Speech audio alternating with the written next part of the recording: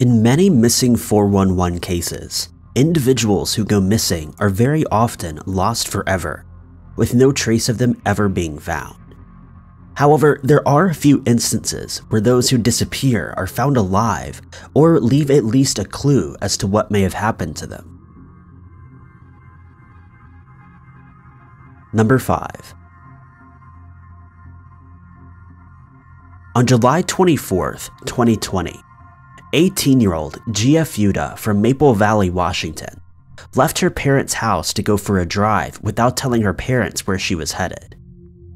After leaving home, she headed northeast as planned, but ended up traveling further than she meant to and found herself in a remote area of Washington where she ran out of gas.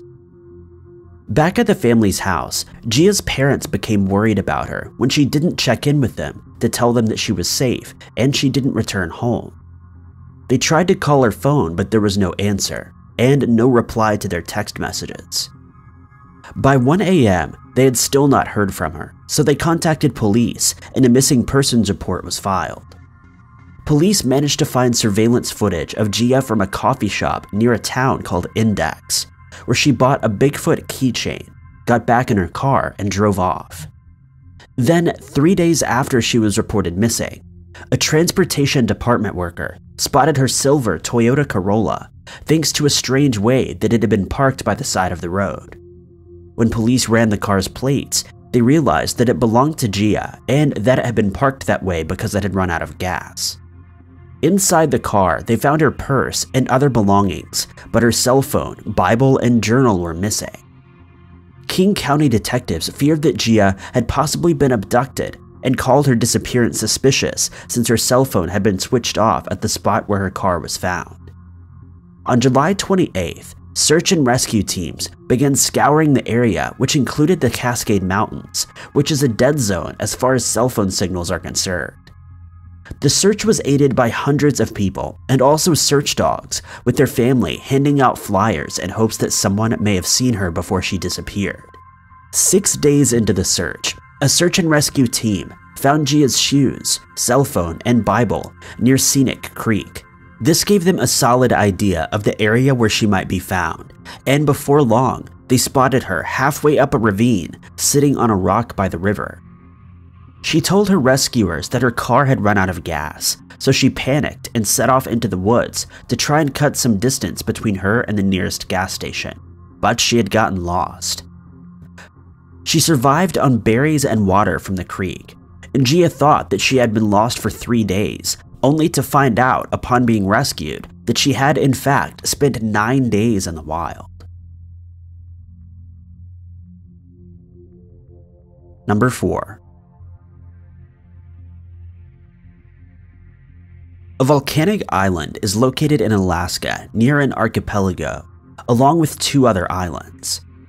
In 1945, during the Second World War, Japanese forces had left the 2 islands and a group of soldiers were sent to the volcano in order to monitor a weather observation post that had been created there. Bud Houston jumped at the opportunity to volunteer for this task, as he saw it as a chance at adventure, and so he and 4 fellow soldiers traveled to the extremely remote island. During his time there, Bud would write home, telling his parents that it was not easy on the island, but that he was pleased to be chosen for remote duty, and that he was looking forward to going home so that he could marry his fiancée. On March 3rd, 1945, Bud set out to patrol the area around the weather station, but he did not return for dinner. His fellow soldiers, led by Sergeant Joseph Nichols, set out to look for him, but they could not find any trace of Bud or any of his equipment. Nichols would eventually write to Bud's parents, informing them that their son was missing. He would also visit them to discuss the mystery around his disappearance. At the time, it was believed that Bud had been caught in a landslide, or that he had become disoriented and succumbed to the extremely low temperatures of the island. Then, in July of 1988, biologists who were working on the island found Bud Houston's remains along a set of rocks, 44 years after he had gone missing. He had wandered off course and ended up below a volcano called Mount Eccentric. His army-issue boots were still intact, and his rifle, along with spent ammunition, his comb, Wallet, belt buckle, and knife were all found in the same spot. Number 3.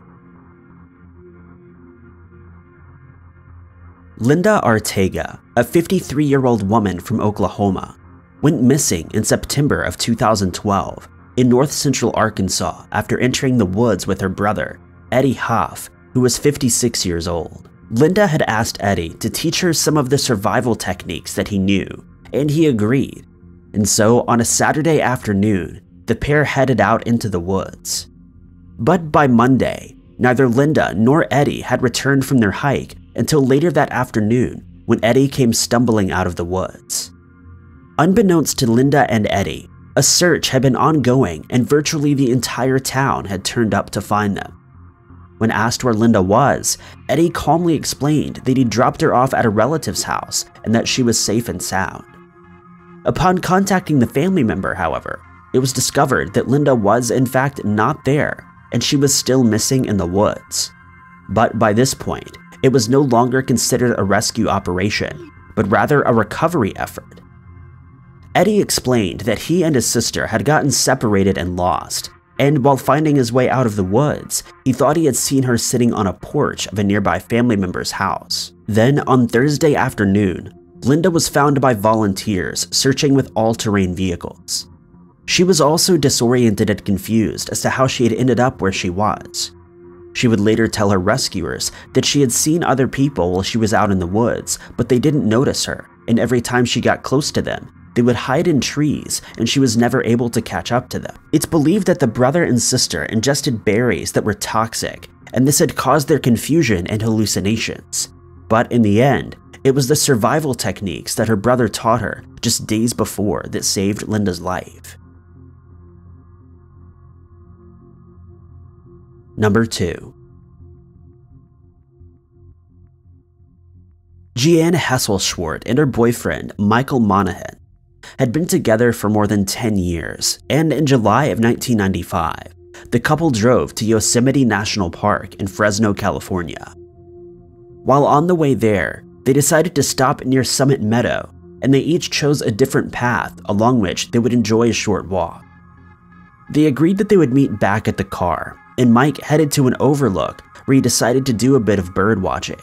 After about 15 minutes, he returned to the car, where he waited for Giana to return as agreed. But as time went by, there was no sign of her. He became worried and started inquiring from nearby tourists and park employees if they had seen her, but no one recalled seeing Giana.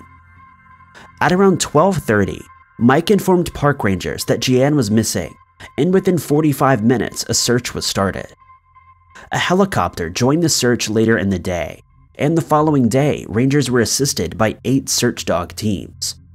The dogs found Giana's scent, but followed it back to the car, resulting in speculation that Giana had been the victim of foul play. The largest search in the history of Yosemite ensued, with over 40 square miles being covered by hundreds of searchers divided into several teams. When there was still no trace of her to be found, the FBI was called in and Mike was asked to do a polygraph test, to which he agreed and passed. 2 weeks later, the search was terminated and all that was found of Giana were her footprints, nowhere near where she was meant to be. Maureen McConnell, a friend of Giana's roommate, contacted a tracker school to aid in the search, and a tracker student from California took the task on. After interviewing rangers, FBI, and search and rescue personnel, he and a fellow tracker resumed the search. They found that the area where Giana went missing was populated with aspen trees, which made a sound similar to moving cars when the wind blew through the leaves. They assumed Giana had erroneously followed the sound, leading her further away from rescuers. Then, 2 months after going missing, Giana's remains were found on the 3rd of September. She was located in a small river pool by 2 fishermen about 3 miles from the spot she went missing. It was determined that she'd been walking off the trail where the creek's rocks were extremely slippery. The creek was also moving much faster than usual due to the snow that had melted upstream, making it hard to traverse the rocks and strong current. Number 1. Amy Linkert, age 69, and Joe Elliott Blakesley, age 63, were two friends who traveled from Boise, Idaho to the Craters of the Moon National Monument and Preserve in September of 2013. The area is known for its inclement weather, jagged rocks, and rough terrain. Tourists travel to the preserve to visit the well-known volcanic features of the area, which boasts 3 lava fields over an area of about 1,100 square miles. When Joe had not returned to work on the 24th of September, her colleagues phoned police to voice their concerns. They told police of Joe's plans, but thanks to a funding crisis, the federal government was shut down at the time, and a search was not started until the 1st of October, almost a week after the women were reported missing. Thankfully, 10 Park Service rangers decided that despite the lack of government resources, they would continue the search for Joe and Amy on foot. This did mean, however, there would be no access to rescuers, search dogs, or any aerial assistance. Witnesses described seeing the pair on the 19th of September in Arco, nearly 18 miles from the Craters of the Moon Park, and police found receipts that showed the women were at the monument on the 24th. Joe and Amy's pickup truck was found at a trailhead in the park, where their dogs were found unharmed, along with their cell phones and other personal belongings. The rangers believed that this showed that they didn't plan on being away from the truck for very long, and due to the dogs being in the truck, they would have stayed in sight. But despite searching for a combined 6,000 hours, no sign of either woman was found until the 25th of September, when Amy's body was discovered in a lava field southwest of the trail. A month later, searchers finally found Joe's remains about 1 mile from where Amy was found, and 2.5 miles from their vehicle. It was determined that the women had become separated, disoriented, and dehydrated due to the rugged terrain and extreme weather. They'd succumbed to exposure to the elements. Thank you guys so much for watching. If you liked this video, be sure to click that like button. Also, don't forget to subscribe and click that notification bell to keep up to date with all of our future uploads. But I've been Ty Knots, and I'll catch you guys in the next video.